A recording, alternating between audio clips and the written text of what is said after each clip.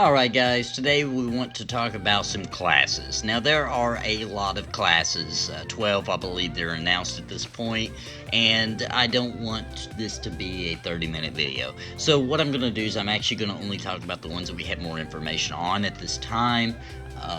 We're going to talk about the Cleric. We're going to break it down based off the information given to us so far.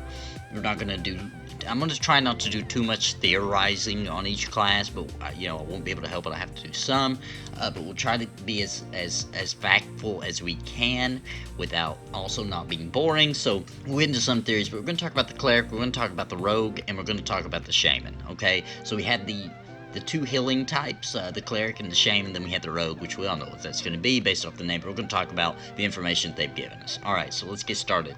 Alright, first up, Clerics. It appears as though Clerics they look very similar to the Clerics in EverQuest. Of course, their group role is healer, support.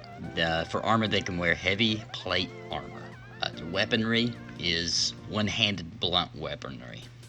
Most have discarded the use of staves in order to carry their large tomes into battle. The ancient books bursting with powerful signets, writs, and edicts. As far as abilities, the Clerics have mastered the restorative arts of their order, allowing them to use their many potent healing abilities. Thus empowered, Clerics excel in most forms of healing, including self, target, group, and raid-oriented abilities.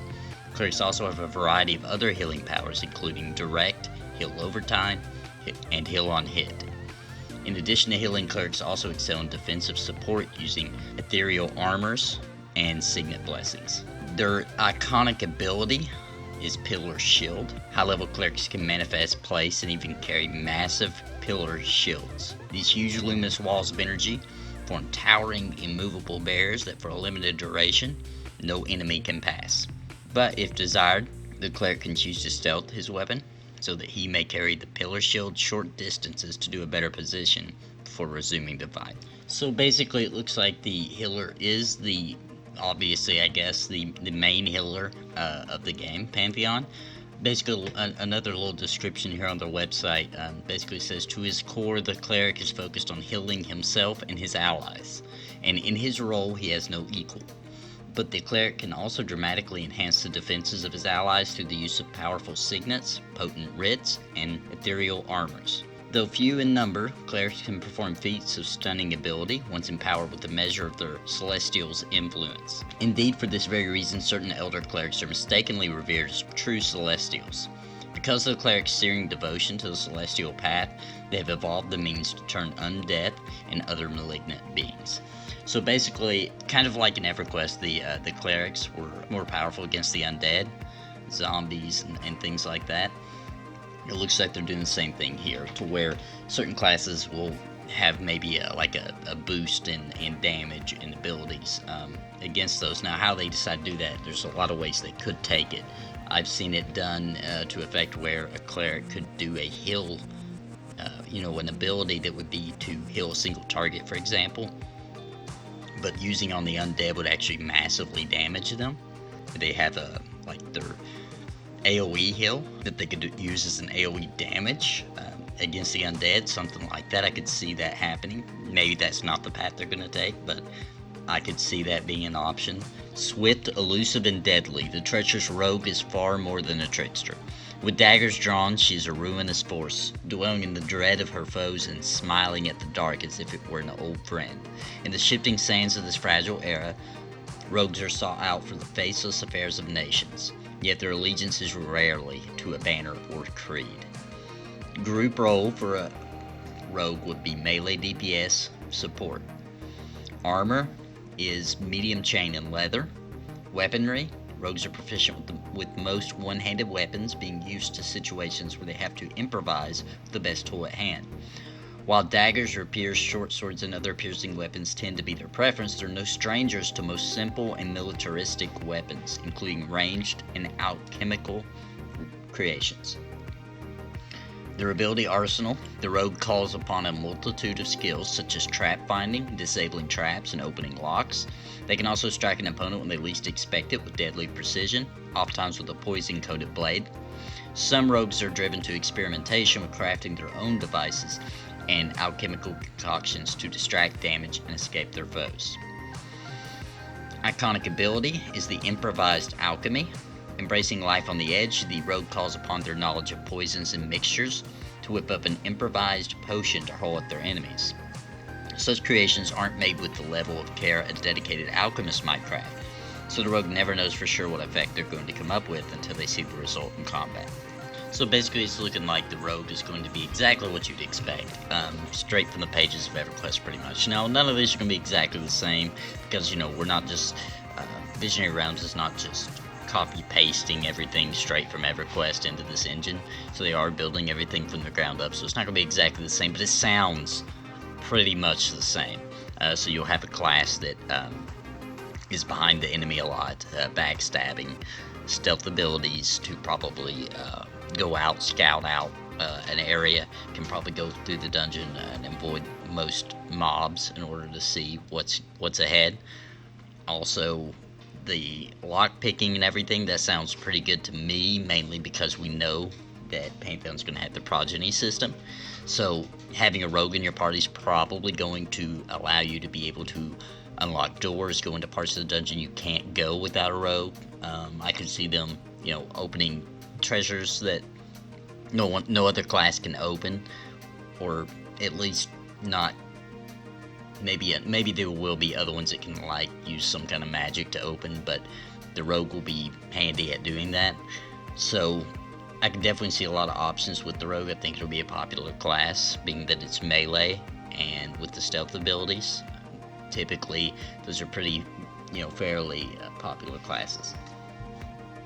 Alright, up next we have the Shaman. For centuries, rumors have persisted that the mightiest of Shaman can abide in every age at once. Tales speak of a breed of masters who can discern the ancestry of friend or foe, wielding this knowledge to great benefit or frightful bane.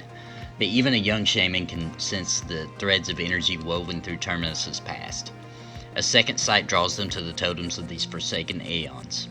In pursuit of furthering their rare power, therefore, disciples must often abandon the norms of their civilization, as the trappings of this present age dilute their ability to draw upon the eras before it. Nevertheless, the source of this energy is obscured by those very same ages. The deepest past is the darkest shadow, and from the untrained youth to the most perceptive of shaman, this mystery remains sealed like the marrow in their own bones. Their role is healer, support. Their armor is medium chain and leather, medium and light shields. Their weaponry. Shaman are proficient with most simple weapons, however they tend to prefer spears, staves, and blunt weapons fashioned from wood, bone, or stone. Ability arsenal. The shaman makes a pact with a totem, a fount of primordial energies echoing across time from Terminus's past. They are adept at healing, purification, and enhancing the physical attributes of themselves and their allies. But it's the shaman's ability to debilitate and curse their foes that makes them a force to be reckoned with. As a shaman grows in power, they come ever closer to emulating the very forces that they channel. Their iconic ability is Baleful Lethargy. The shaman calls upon a powerful curse, forcing a waking dream state upon their adversary. While cursed in this manner, the target's melee attack speed is severely decreased and they may become more susceptible to physical attacks. So it looks like that basically the shaman is going to be a healer type. However, it looks like they're more focused on being able to do buffs to the party, as well as debuffs to the mobs. If it's possible to have a buff bot in this game, then the Shaman would be the one. I kind of doubt that it's going to be like that, but you never know.